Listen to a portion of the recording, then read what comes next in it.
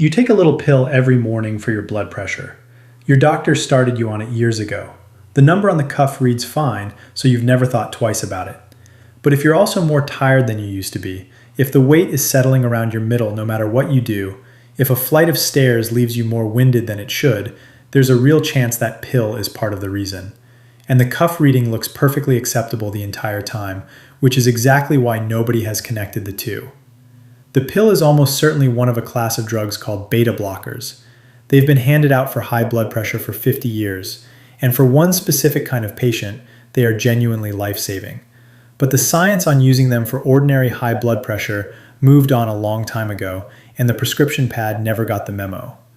I'm Dr. John Myers, and on this channel I take the research that has changed and put it in plain language for people over 60, so you can walk into your next appointment knowing more than 12 rushed minutes will ever let your doctor explain. Now, before you decide this doesn't apply to you because your pressure reads fine, that acceptable number is the whole trap. It is the reason a pill can be working against the rest of your body while everyone keeps nodding at the cuff. By the end of this, you'll know three things. Whether your pill is one of the ones the guidelines quietly walked away from, the specific ways it can work against a body over 60, and the exact questions to bring to your doctor so this finally gets looked at, instead of renewed on autopilot for another 3 years. And look, this whole question, a medication that's supposed to be helping you while costing you something, it's exactly the kind of thing my patients bring to me all the time, about one part of their health after another. So I took everything I tell my own patients and put it into one simple plan for living longer, stronger, and healthier after 60. 28 of the things that actually change as you get older: your blood pressure, your blood sugar, your memory, your balance. And those are only some of them. Thousands of people are already using it to take back their health.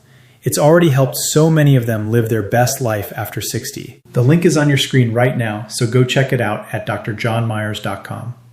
All right, back to that pill. Let me tell you what a beta blocker actually does inside you, because once you understand it, everything else today makes sense. Your heart muscle is covered in tiny receptors, little docking points called beta receptors. Adrenaline, the hormone your body releases when you climb a hill or get a jolt of stress, plugs into those docking points and tells your heart to beat faster and harder. A beta blocker settles onto those same receptors and keeps the adrenaline from reaching them. So your heart rate comes down. Each beat pushes with a little less force, and your blood pressure drops. That is the whole idea. Now here's where I want to be completely fair, because this part matters. For certain hearts, that calming effect is exactly what you want.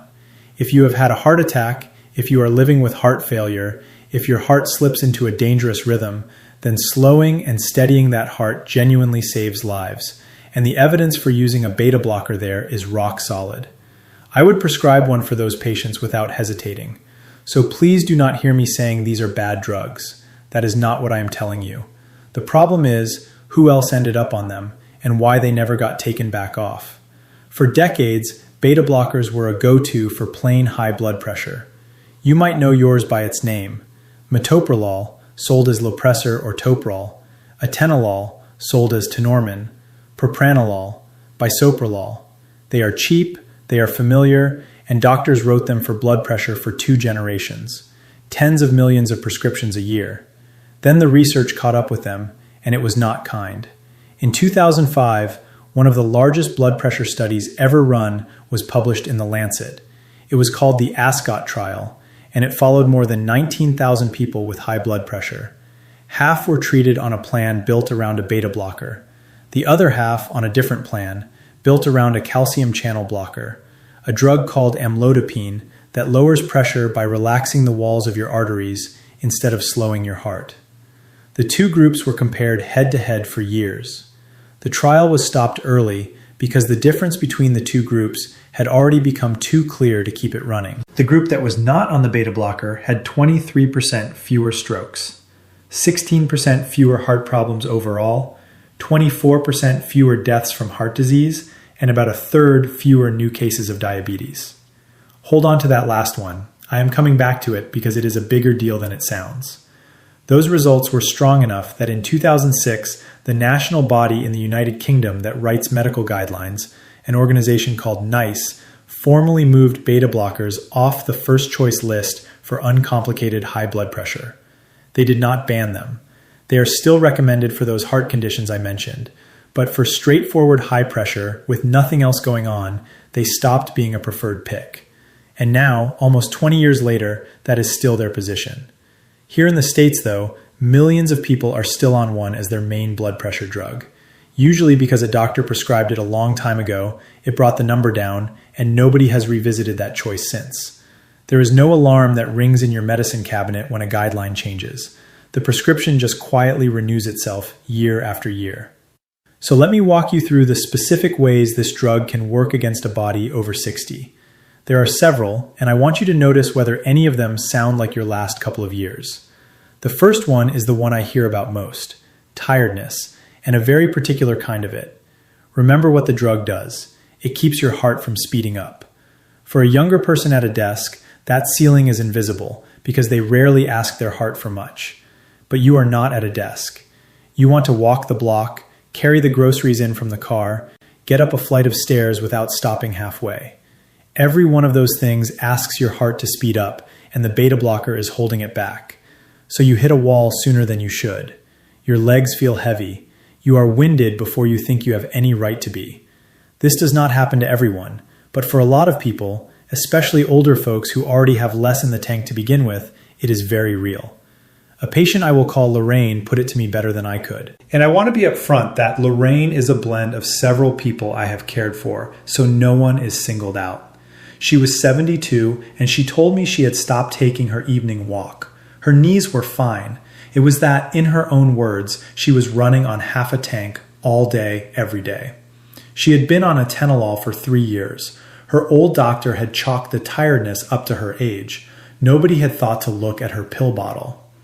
And here is the part that is almost cruel. The single best natural tool you have for lowering blood pressure is movement, walking, staying active. If the medication makes moving feel harder, you move less. And when you move less, your pressure drifts back up. So a pill meant to lower your pressure can make the very thing that lowers it naturally harder to do. If you started a blood pressure drug and your walks got shorter around the same time, that timing is worth a hard look. It is the first thing to write down. The second problem is metabolic, and this is where I need to be precise because most videos on this get it flat wrong. The older beta blockers, atenolol and metoprolol, the ones most people over 60 are taking, nudge your body in the wrong direction on blood sugar and cholesterol. They make your cells a little more resistant to insulin, which is the hormone that clears sugar out of your blood. They tend to push your triglycerides up and your HDL, the good cholesterol, down. Quietly, in the background, while your blood pressure number looks fine. This is not a small footnote. A large analysis in the American Journal of Cardiology back in 2007 pooled almost 95,000 patients and found that people on beta blockers had about a 22% higher risk of developing type 2 diabetes than people on other blood pressure drugs. Remember that third fewer new diabetes cases from the Ascot trial? Same finding, same direction, over and over. Now here is the nuance almost nobody bothers to tell you, and it is the reason I do not want you falling for the internet's blanket panic about this. Not all beta blockers do this. The newer ones, carvedilol, sold as Coreg, and nebivolol, are built differently. They also relax your blood vessels, and they are close to neutral on your metabolism. So if you happen to be on one of those, this particular worry mostly is not yours. This is really a story about the old workhorses, atenolol and metoprolol, which just happen to be exactly the ones most people over 60 were started on years ago. And a quick word about weight, because you may have heard these pills pack on the pounds. The honest number is a lot smaller than the scare stories.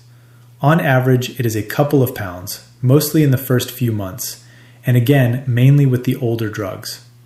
It is real. It is just not dramatic.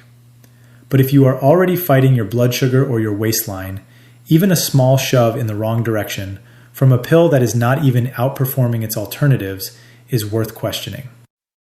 The third thing is less a side effect and more a blind spot, and honestly, it is the one that worries me the most.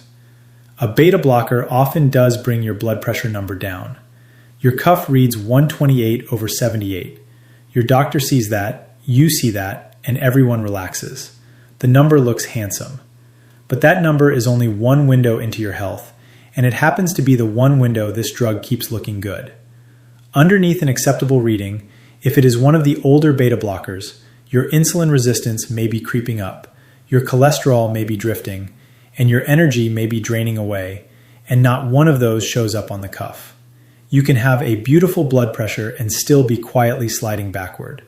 A good number is not the same thing as the right medication. There is one more worth mentioning, and I am going to be careful here because the internet badly oversells it. Like most blood pressure medications, a beta blocker can leave you lightheaded when you stand up too quickly. That swimmy gray moment when you get out of a chair. In an older body, that unsteadiness is worth taking seriously, because a bad fall can start a spiral that is hard to come back from. I will be straight with you that the evidence tying this specifically to beta blockers, more than to any other pressure drug, is genuinely mixed. But it is one more reason the newer classes are usually the ones we reach for first in seniors today. Before I show you what the evidence actually supports instead, and that is the part you came here for, do me one small favor, because it honestly shapes what I make next. If this channel has taught you something today, subscribe, tap the like button, and in the comments, tell me two things: your age and the blood pressure medication you are currently on. Just the name off the bottle. I read them, and the pattern in those comments tells me exactly which topics to dig into next for you. All right, so what does the research actually favor instead? But before I give you a single alternative, I have to stop you, because this next part could genuinely protect your life. Do not stop a beta blocker on your own, ever. Not by skipping doses, not by cutting the pill in half because a video told you to. When you have been on one of these for a while, your body adjusts to it. If you pull it away all at once, your heart can rebound, your rate and your pressure can spike hard and fast, and in someone with an unhealthy heart, that can set off chest pain, a dangerous rhythm, even a heart attack. Coming off a beta blocker has to be done slowly, tapered down over several weeks, typically, with your doctor watching the whole way. What I am handing you today is information and the right questions to ask. It is not permission to open the cabinet and start making changes yourself.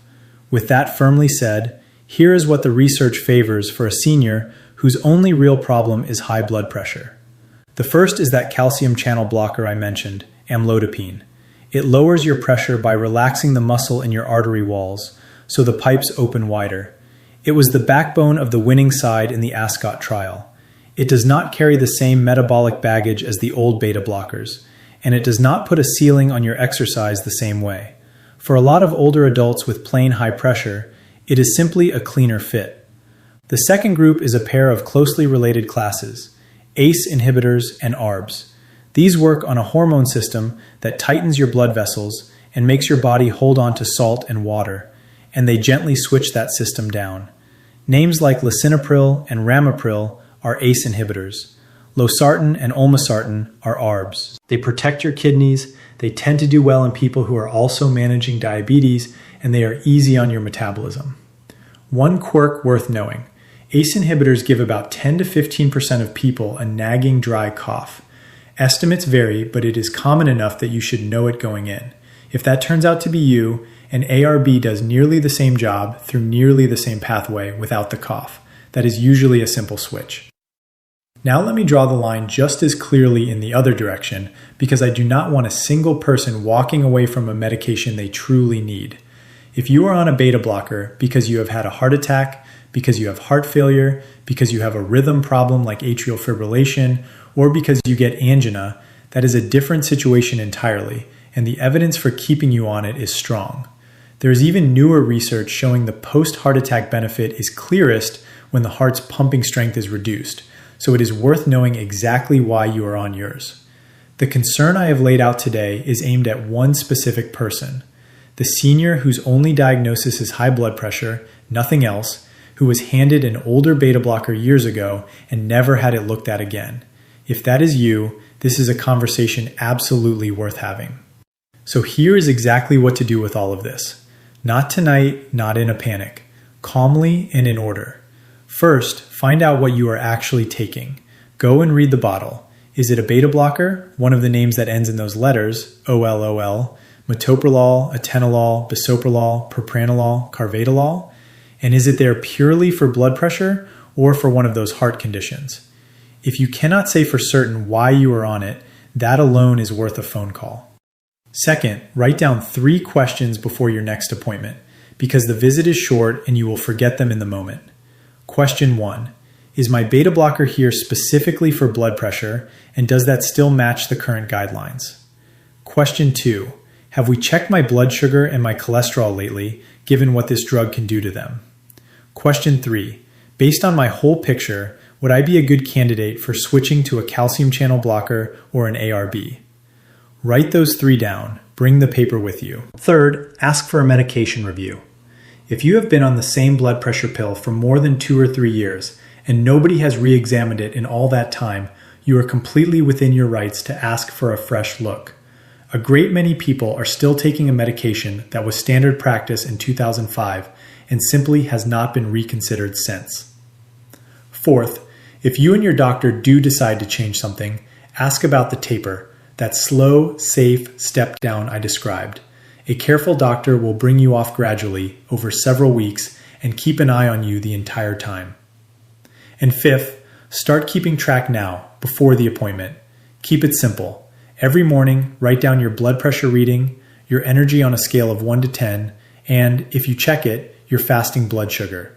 3 or 4 weeks of your own numbers turns a vague, I have just been tired, into hard data your doctor can actually act on. That one sheet of paper can change the whole conversation. Lorraine, the woman running on half a tank, her cardiologist eventually did move her off the atenolol, slowly, over about 8 weeks, onto a combination without it. And I want to be honest about how that went, because these stories get oversold all the time. She did not wake up 20 years younger. But within a few months, her blood sugar had settled back down, she had dropped a few pounds she had not been trying to lose, and she had started taking her evening walks again. She told me she felt like herself for the first time in a long while. Her blood pressure stayed right where it needed to be, a touch steadier even. People assume that leaving a blood pressure drug means losing control of the number. For the right person, it simply does not. That is the whole point of today. The medication you are on should still fit the person you are now, not just the person you were when it was first prescribed. None of this is me telling you to quit anything on your own. It is me telling you that you are allowed to ask whether your prescription has kept up. Medicine moves. Sometimes the pad does not move with it. If this helped you see your own medicine cabinet a little more clearly, do the small things that keep this channel going. Subscribe, give the video a like, and leave a comment. And if someone you love is on a blood pressure pill and dragging through their days, send this to them today. One honest conversation with a doctor, armed with the right questions, can change how the next 10 years feel. I'm Dr. John Myers. Take good care of yourself, and I'll see you soon.